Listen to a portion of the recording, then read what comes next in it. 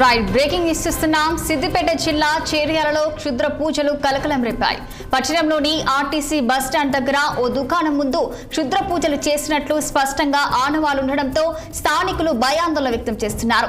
Shop యాజమాని ఫోటోతో పాటు పసుపు, కుంకుమ, నిమ్మకాయలు, కొబ్బరికాయలు బొమ్మ ఉండడాన్ని స్థానికులు గుర్తించారు. అర్ధరాత్రి సమయంలో గుర్తు తెలియని వ్యక్తులు క్షుద్ర పూజలు చేసినట్లు అనుమానిస్తున్నారు. ఇక వారు వెంటనే పోలీసులకు సమాచారం ఇవ్వడంతో ఘటనా స్థలానికి చేరుకొని విచారిస్తున్నారు.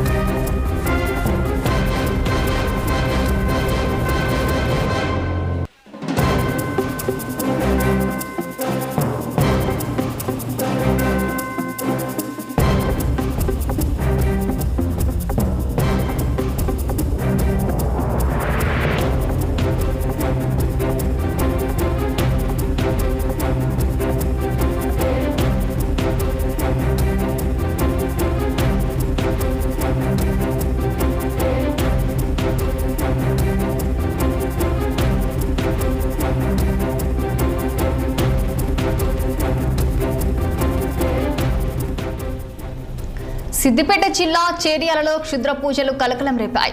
పట్టణంలోని ఆర్టీసీ బస్టాండ్ దగ్గర ఓ దుకాణం ముందు క్షుద్ర పూజలు చేసినట్లు స్పష్టంగా ఆనవాలు ఉండడంతో స్థానికులు భయాందోళన వ్యక్తం చేస్తున్నారు. షాప్ యాజమాని ఫోటోతో పాటు పసుపు, కుంకుమ, నిమ్మకాయలు, కొబ్బరికాయలు బొమ్మ ఉండడాన్ని స్థానికులు గుర్తించారు. అర్ధరాత్రి సమయంలో గుర్తు తెలియని వ్యక్తులు క్షుద్ర పూజలు చేసినట్లు అనుమానిస్తున్నారు. వారు వెంటనే పోలీసులకు సమాచారం ఇవ్వడంతో ఘటనా స్థలానికి చేరుకొని విచారిస్తున్నారు.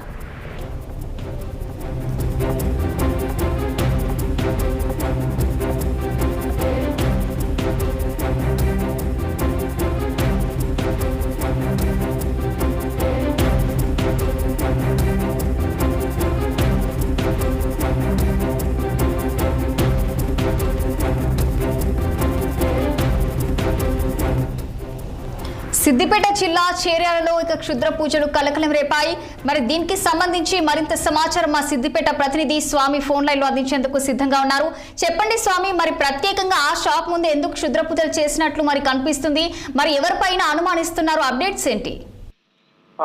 దేశంలో సాంకేతిక రంగం ఎంతో అభివృద్ధి చెందుతా ఉన్నా ఇంకా మూఢనమ్మకాల ముసుగులో ప్రజలు కొట్టుమిట్టాడుతారని చెప్పుకోవచ్చు.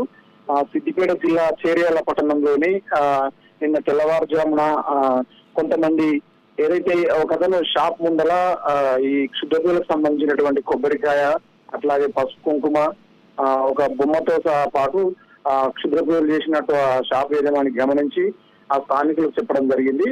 అంటే ఆ షాపుకు సంబంధించిన ఏదైనా ఆ షాప్ నడవకుండా కానీ ఇంకా ఏదైనా చేసే క్రమంలో క్షుద్రపూజ చేసినట్టు మనం అనుకోవచ్చు. అంటే ఈ యొక్క పూజను చూసినటువంటి స్థానికులు ఒక్కసారిగా భయాందోళనకు గురయ్యారు.